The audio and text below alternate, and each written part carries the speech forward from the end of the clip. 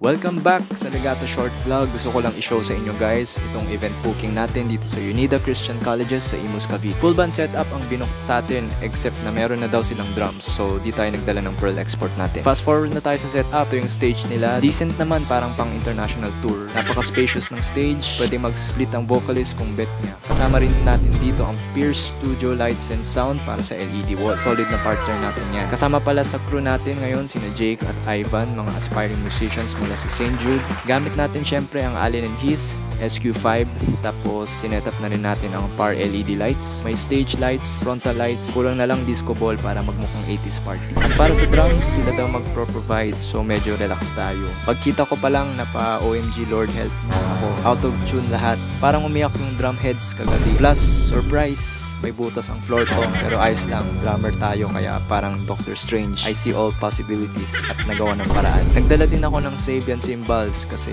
alam nyo na, trust issues. Ayan, dumating na yung banda. Sila pala ang The MNY. Malupit at legit. Alright, first band na. Kalimutan ko na pangalan nila.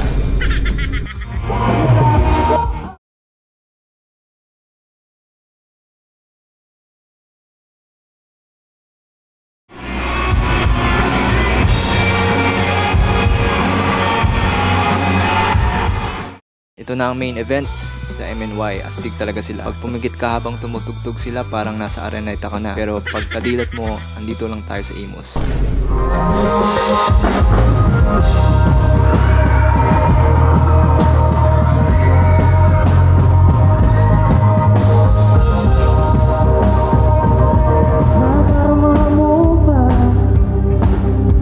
Pagmamahal sa'yo lang hanggang ibibigay.